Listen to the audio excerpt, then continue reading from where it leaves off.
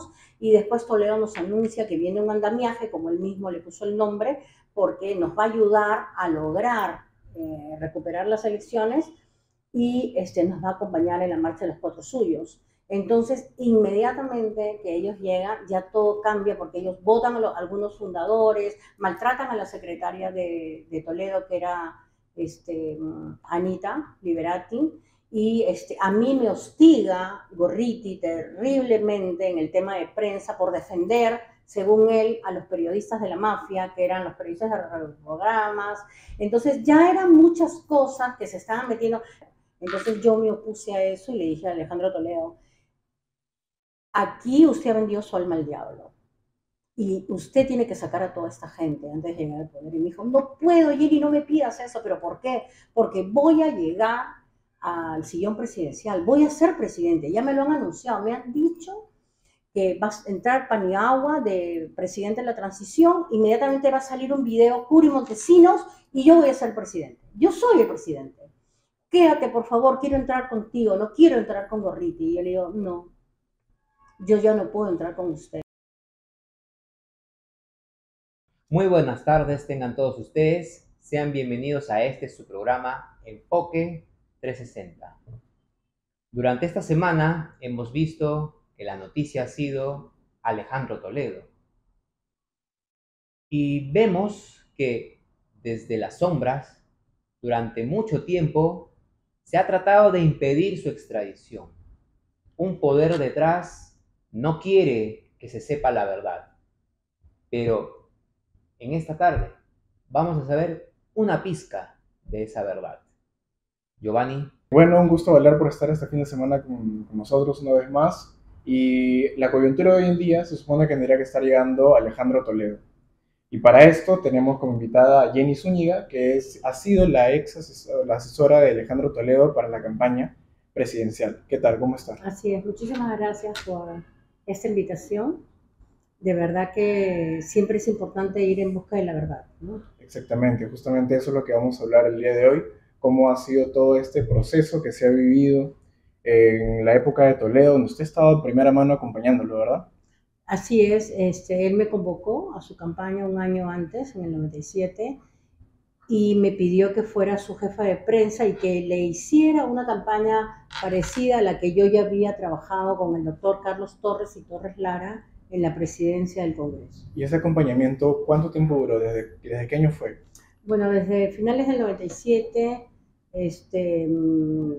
ya empezábamos de manera un poco casual, ¿no? En una institución donde él trabajaba, después también en otro local que él conocía, pero no era todos los días y tampoco había internet, ¿no? Claro. Y después ya que yo salgo embarazada y doy a luz, él me pide que ya vaya todos los días, entonces yo tenía que llevar a mi hijita a la campaña porque en ese tiempo estaba todavía dando de lactar, entonces ya en el 98, después de agosto, yo ya estaba en la campaña 24/7.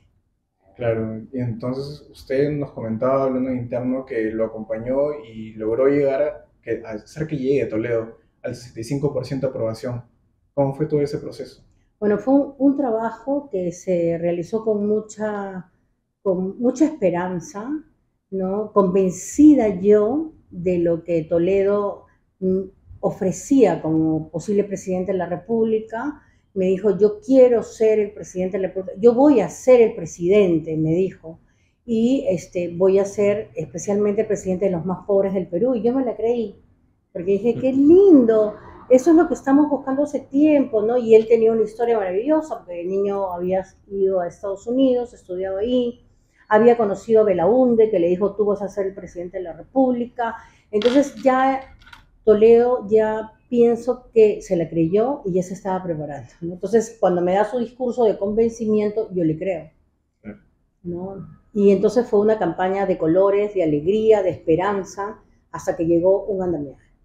Ese fue el momento de quiebre entonces. Totalmente. ¿Cuándo comenzó a darse este quiebre? Porque usted lo acompañó mucho tiempo en su campaña, ya era una persona que usted conocía. sí. que lo tenía cerca en el trabajo.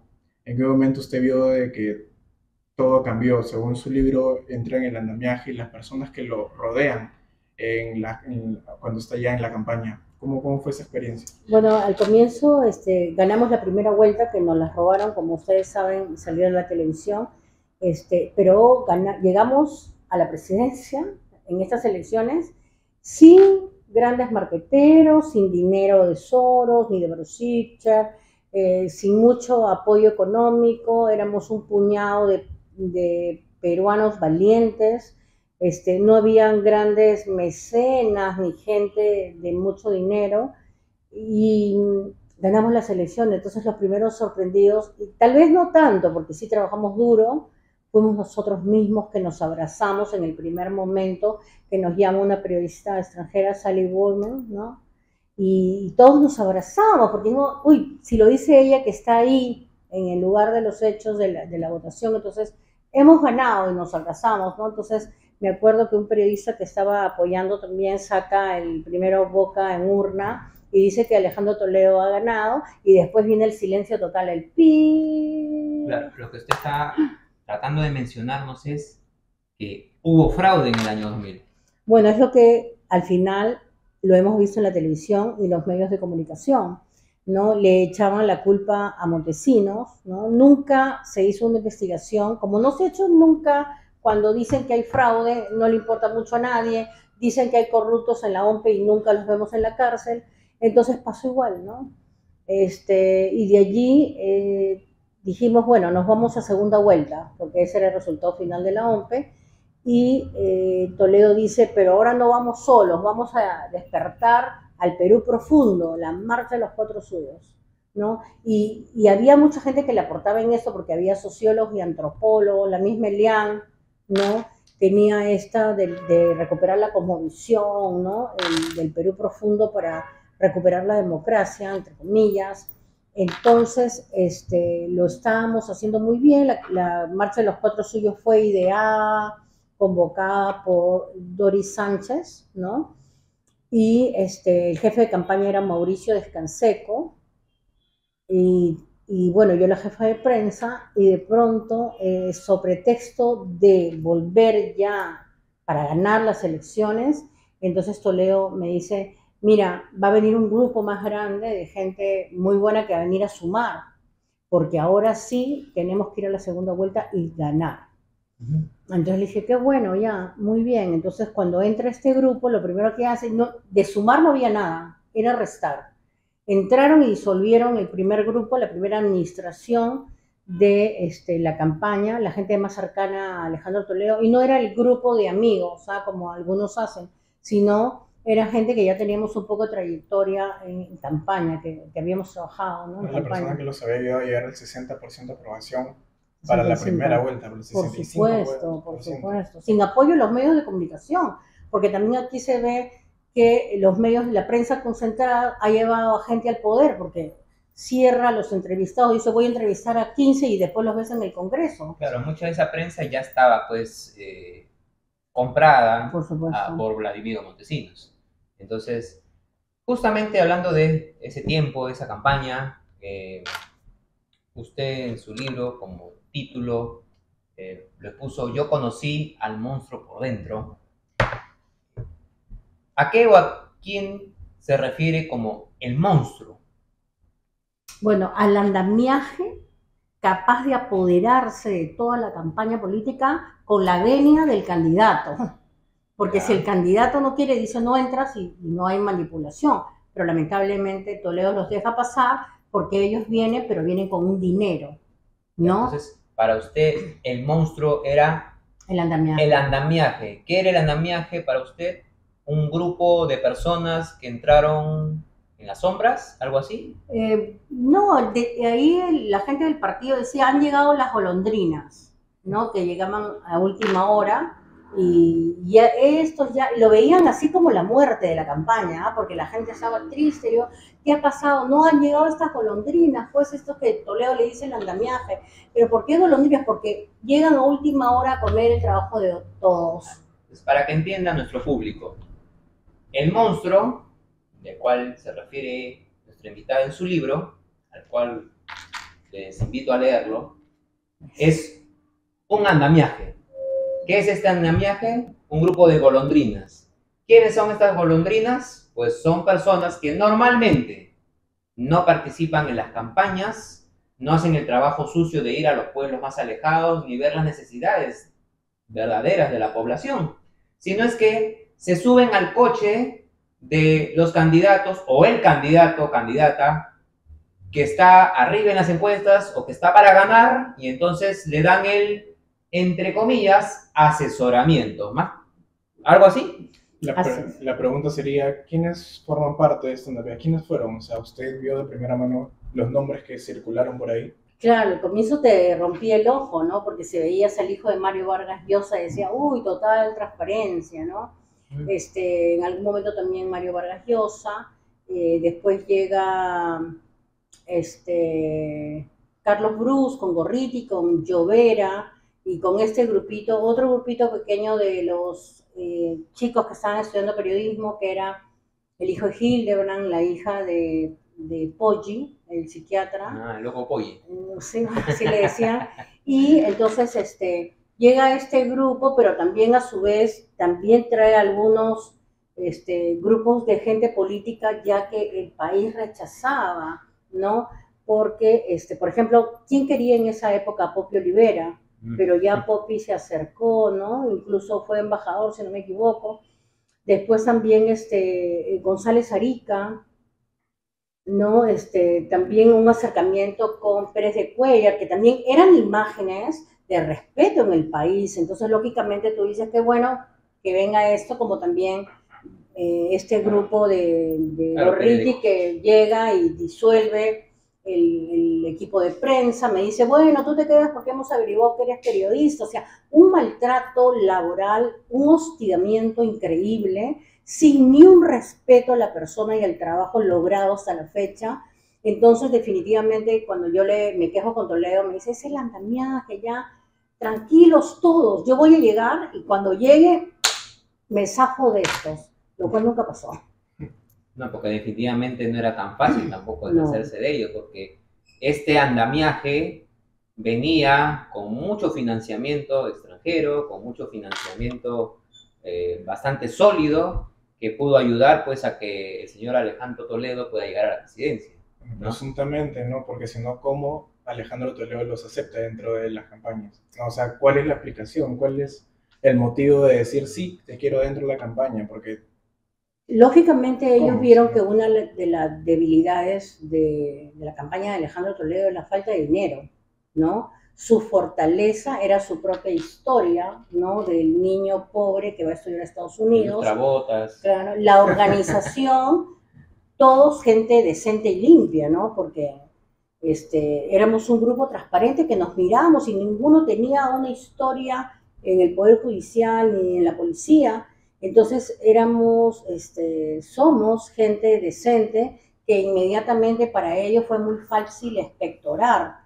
Entonces yo, mientras que ellos nos iban expectorando, por ejemplo, tengo el recuerdo de una secretaria, Ana María Liberati, una chica que ya también conocía el mundo político, a quien prácticamente Solari la expectora, porque él quería revisar los cajones del escritorio de Alejandro Toledo y la secretaria no se lo permite.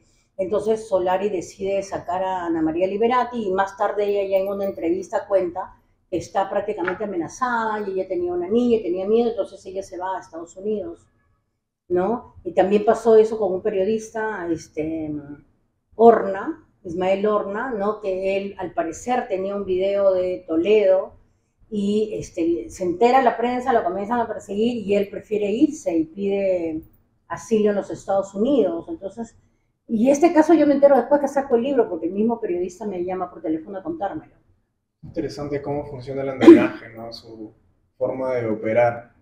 Y bueno. Donde ayuda mucho la televisión, como ellos lo sabían, ¿eh? Porque ellos pudieron hacer realidad cada estrategia, porque era un tema de, primero, imponerla, segundo, decir públicamente que era verdad.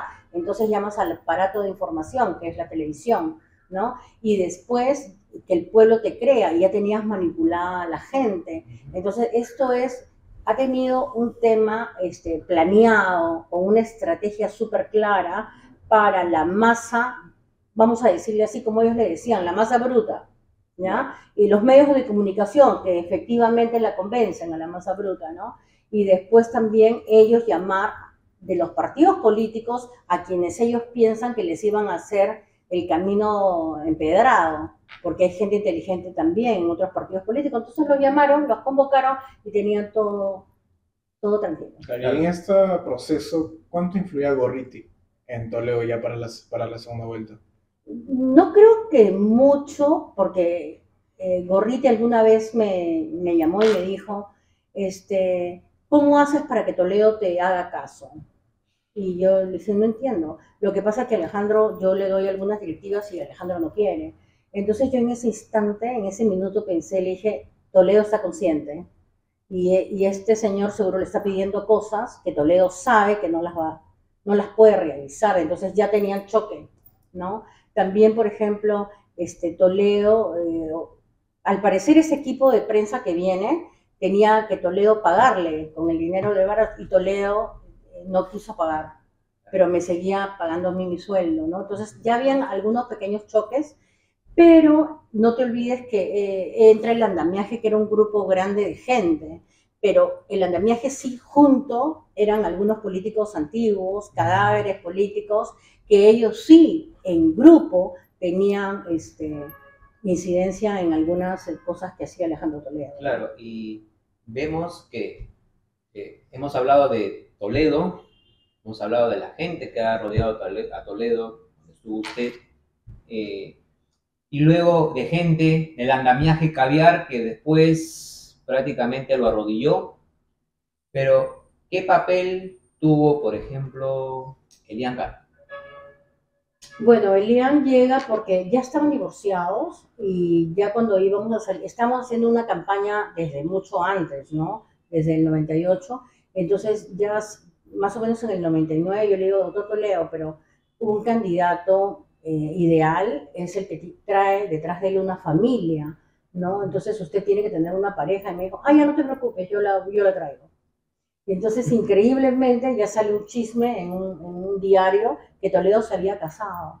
Entonces yo el día lunes le digo, doctor, ¿cómo que se casó? No, ha venido la mamá de Chantal, hemos conversado y nos hemos hecho socios, pues, y ya tengo esposa, me dijo, ya tengo esposa para la foto. Y entonces en algún momento que nosotros no conocíamos a nadie, celebramos, dijimos, qué bueno, porque era un problema, porque en el Perú no funciona el hombre que se postula solo, ¿no? Claro. Como que nosotros somos... Sin primera dama. Claro, o sea, somos una cultura conservadora. Está muy marcado ese aspecto en la época donde se postuló Toledo. Claro. Y ya viendo para la segunda vuelta, usted mencionó en unas entrevistas donde Toledo le dice de que va a haber unos muertitos en la marcha a los Petros Suyos. Bueno, sí, cuando ya estábamos a punto de ir a la marcha, en la que ya el andamiaje se había puesto las máscaras, estas máscaras que parecen para una película de terror, y nosotros con máscaras de Inca Kola, ¿no? que hizo alguna mujer creativa en la campaña, construyendo una máscara que nos pueda proteger la nariz, la boca y también los ojos, que eran de botella de Inca Kola. Entonces recuerdo que ya Toledo sale y me dice, Jenny, nos encontramos en la marcha. Y yo le dije, claro, doctor. Entonces me dice, ¿por qué tú no tienes estas máscaras que tenemos nosotros? Le pregunta a Gorriti, ¿no? Entonces Gorriti no responde. Y entonces yo ahí vi que había como una discriminación de ellos y nosotros, que éramos los que habíamos trabajado por mucho tiempo en la campaña. Y Toledo me dice, y entonces yo ya voy a subir al ascensor, entonces, Jenny, por si acaso te advierto que van a haber muertitos, me han dicho que van a haber muertitos. Yo le dije, pero ¿cómo, doctor? Si siempre usted ha estado pregonando eso, que nadie haga daño, que nadie golpee, que no haya una muerte. Y me dijo, no, lo que pasa es que me han dicho, mis asesores me han dicho que si no hay muertitos, el cuento no se cree en el extranjero. Entonces, y necesitamos que se crea, ellos nos están ayudando. ¿no? Entonces yo me horroricé, dije, ¿cómo? O sea, me subí al ascensor, pero ya zombie pensando quiénes van a ser los muertitos, ¿no? Más tarde ya todos nos enteramos que hubo un atentado en el Banco de la Nación y por ende hubieron muertos, ¿no? Esos son los muertos. ¿Hubieron personas que estuvieron en esa conversación escuchando a alguien más? ¿O era algo privado que él le Bueno, conversó? si no me equivoco, allí estaba el hijo de... Había un grupo que siempre estaba con él, se metía a la oficina de él, a la habitación de él, en el Hotel César, y este grupo sale, que ahora yo no podría mencionar porque no tengo la foto, pero él sale con este grupo de siempre, y ahí él me dice, Jenny, por si acaso van a haber muertitos, ¿no? Entonces era el grupo de siempre, ¿no? Posiblemente el grupo que está en ese momento, en la misma marcha y que están saliendo a la calle, porque de ahí nomás ya bajaron. Sí, entonces, justamente deteniéndonos en ese momento, siempre se ha dicho, o siempre se ha escuchado en redes o en la prensa tradicional, la narrativa de que Alberto Fujimori y Vladimiro Montesinos fueron quienes ocasionaron adrede el atentado contra el Banco de la Nación para echarles la culpa a los que fueron a la marcha de los Cuatro Suyos. Sí, es lo que se ha escuchado en la televisión, ¿no? En la prensa escrita, pero yo creo que sería interesante que todos busquemos, hay una investigación sobre los muertos del Banco de la Nación el día de la marcha de los Cuatro Suyos. Es un documento que ha sido colgado en Google y yo lo he podido ver, es más, recuerdo que tiene un título largo y he podido leer porque son de abundantes páginas y he leído parte de la investigación y me impresioné, es un documento de una investigación maravillosa que hace la Policía Nacional minuto a minuto, ¿no? Pero después ya no lo he vuelto a encontrar, he intentado buscarlo. Yo estoy completamente segura que en esta investigación que existe en el Poder Judicial sobre este tema de los muertos del Banco de la Nación, yo creo que hay abundante información y que en su momento, de repente, el Poder Judicial va a hacer justicia, ¿no? No me podría adelantar, porque no estaría bien, pero lógicamente sería interesante que la policía también nos podría mostrar esta investigación, ¿no? Claro. Hablando de investigación, hoy día tendría que llegar Toledo. Eh, ¿Considera que su círculo más cercano en esa campaña, por lo menos en la segunda vuelta, van a caer?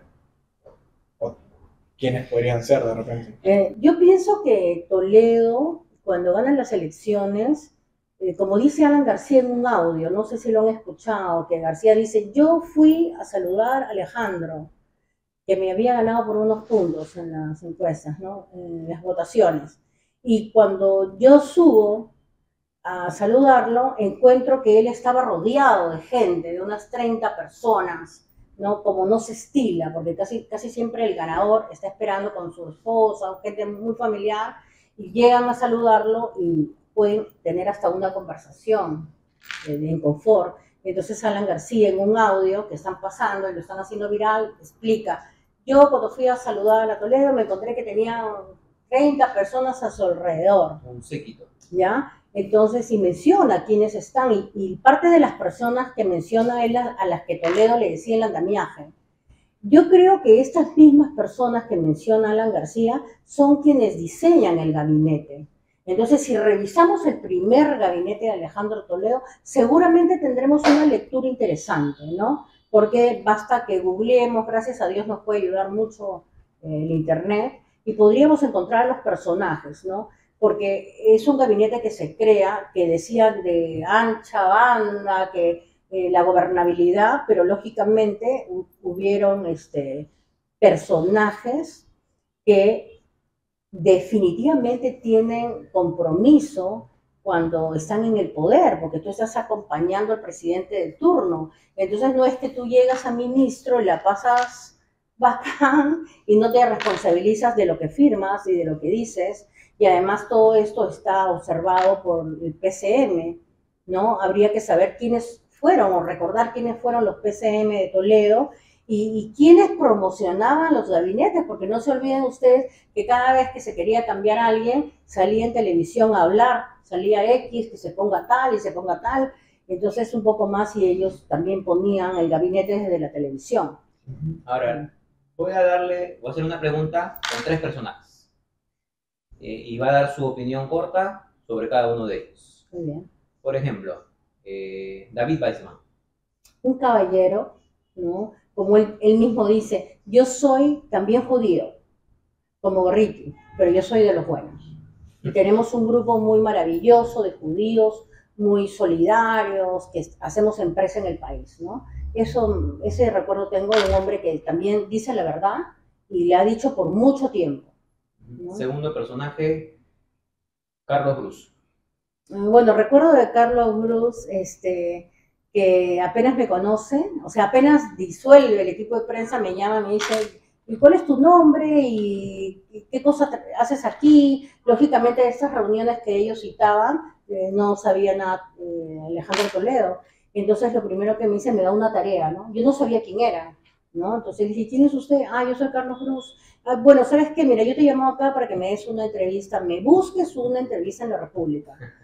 Entonces yo le dije, ah, ya, ok, ya eso es todo, sí, ya, hasta luego, me retiro, entonces voy a la oficina de Alejandro Toledo y le digo, doctor, un señor que yo no conozco, que se llama Carlos Cruz, me acaba de llamar a una oficina que ya tiene aquí y me ha dicho que por favor lo ponga en la televisión y en la prensa y que primero empiece con la República.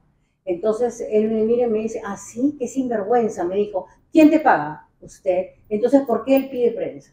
No le des absolutamente nada, ¿no? Y eso hice y nunca más lo volví a ver, ni tampoco cuando él quisiera convocar a prensa, yo he ido a su llamado, ¿no? No tiene una buena impresión de él. Bueno, lo he seguido por televisión, ¿no? Fue el ministro de Vivienda, ¿no? Él mismo se apodó Techito, ¿no? Se ha hecho un marketing increíble, ¿no? Por muchos años. Él sí se quiso quedar en el poder por muchos años, como lo ha hecho. Hoy día creo que es alcalde, y bueno, tendrá seguro méritos para eso.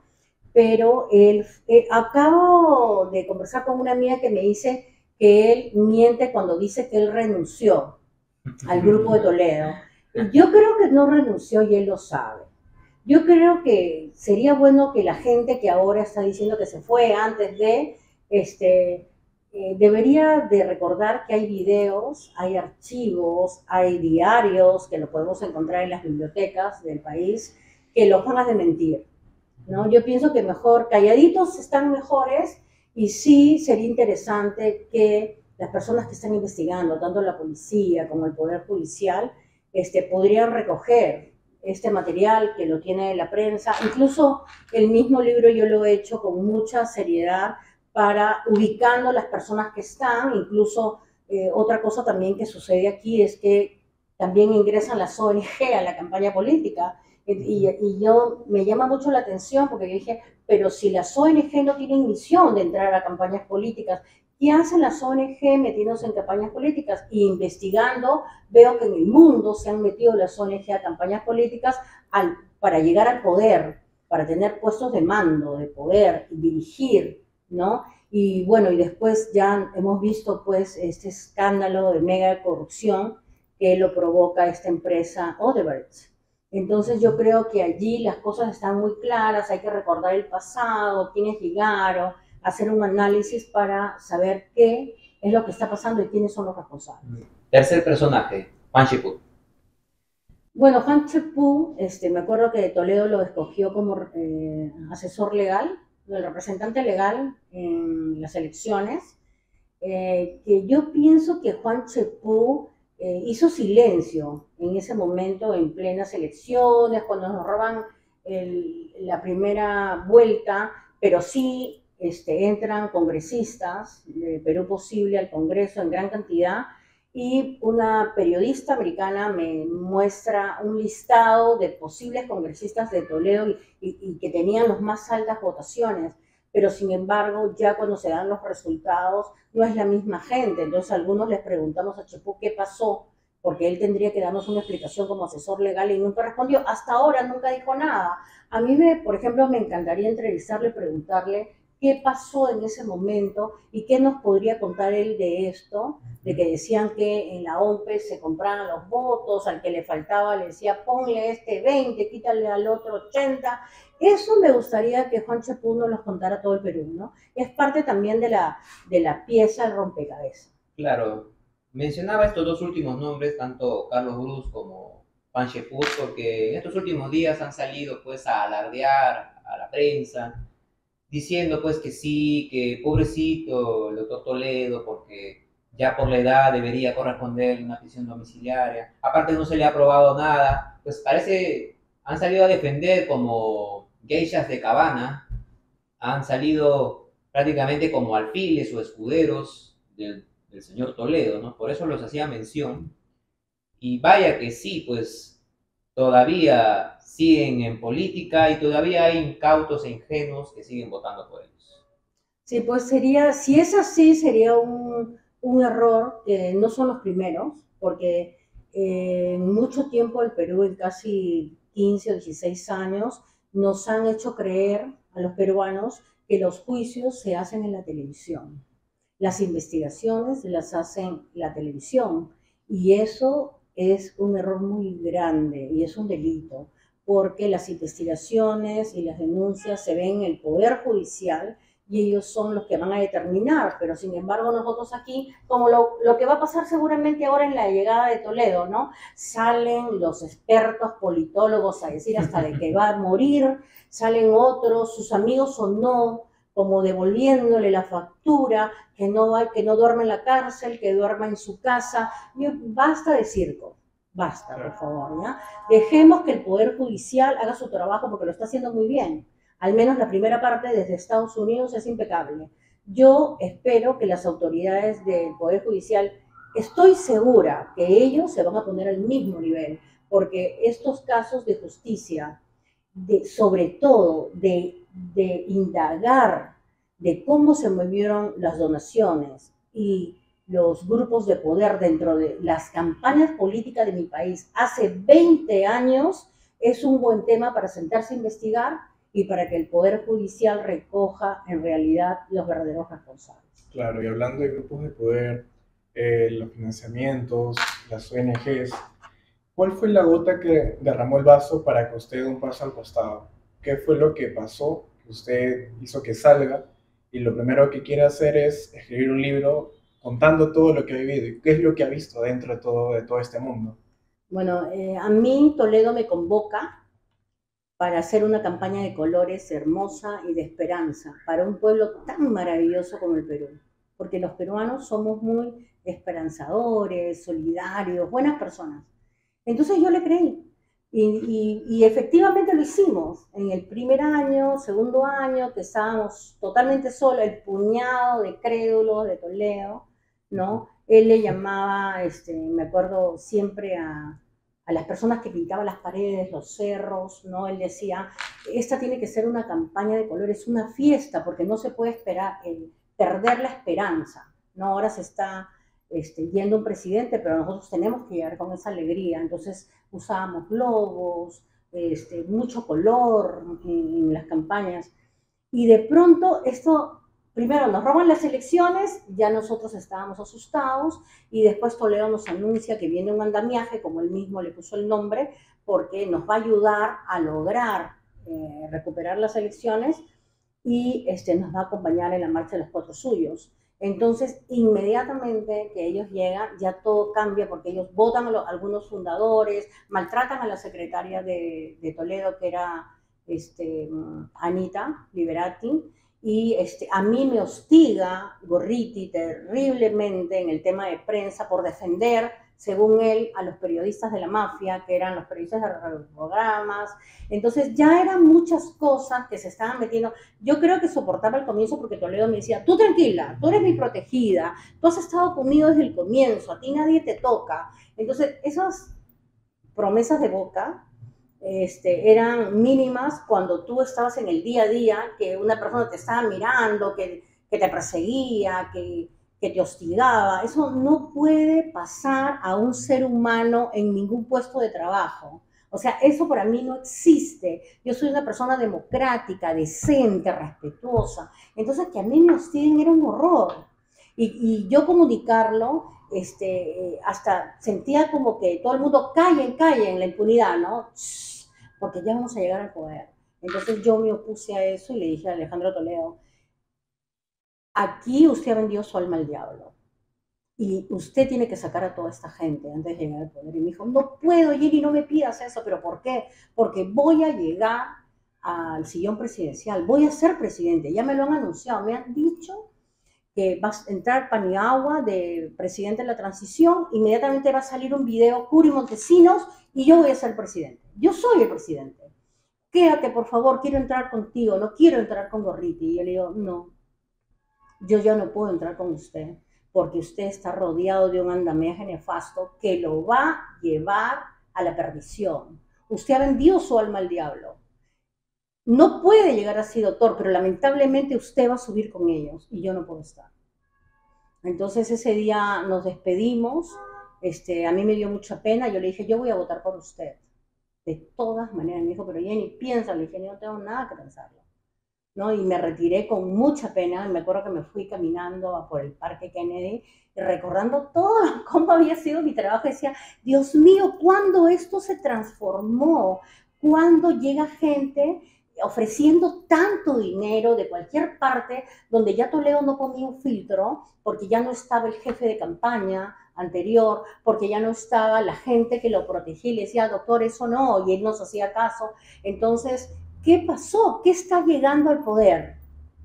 ¿Qué está llegando al poder? Una historia manipulada. ¿Qué está llegando al poder? Un andamiaje nefasto que no era la gente que él convenció para hacerlo llegar al poder, que estaba llegando al poder. Yo no podía acompañar a Toledo con un andamiaje nefasto. Entonces, por eso le pedí disculpas y le dije, me retiro, le hice esta seña porque mi trabajo ha terminado. Y yo no me aferro al poder ni al dinero que pueda venir al poder. Mi trabajo ha terminado y así me retiro. Ahora que Toledo viene al Perú y que muy probablemente esté en la Diroes, tras las rejas, ¿qué palabras tendría usted para él si lo tuviera al frente? Bueno, las que siempre pensé, que lamento que haya entregado su alma al diablo, a pesar que se lo advertimos. Y lo advertí desde el 2006, usted todavía está en el poder. Yo creo que usted tiene que recuperar esa imagen por la que todo el Perú se volvió loco, por ese candidato que había salido del Perú profundo, con las agallas suficientes para decir que nunca dejes de indignarte por algo que hicieran en el país, que tienes que reclamar, que nunca dejemos que se debilite nuestra capacidad de indignarnos. Yo creo que ahora que estamos indignados, usted nos puede contar la verdad de cómo fue secuestrado por este andamiaje. Usted lo sabe, doctor Toledo. Yo creo que tiene que decir la verdad. Bueno, muchas gracias por estar acá con nosotros, por compartirnos toda esta historia que ha vivido usted y comunicarlas a todas las personas que quieren vivir, quieren saber qué ha pasado en esa época. Recomendar mucho su libro de... El libro es Yo conocí al monstruo por dentro. Así que estas historias y muchas más las van a encontrar aquí, se los recomiendo. Muchas gracias a la periodista Jenny Zúñiga. Esperamos volverla a tenerla aquí para continuar esta entrevista. Así es que a todos los que nos siguen por nuestras redes sociales, llámese Facebook, Twitter, Instagram, YouTube, TikTok, no se olviden comentar y compartir lo que vamos a poner aquí. Así que, Jenny, últimas palabras. Bueno, agradecerles, felicitarlos, porque lo mejor que le ha pasado al país es tener la prensa alternativa, que el nombre lo ha puesto el expresidente Castillo, pero quiero decir como periodista que efectivamente necesitamos una alternativa, ¿no? De repente no es la prensa alternativa, yo diría que es la nueva prensa, ¿no? Que viene con recursos tecnológicos, ¿no? A innovar y recuperar la verdad en nuestro país. Los felicito, de verdad. Muchas gracias. Y espero que continúen en ese trabajo. Vamos a continuar y nada nos tiene por qué detener. Muchas gracias por acompañarnos y nos vemos el próximo domingo. Cuídense mucho. Gracias. Hasta luego.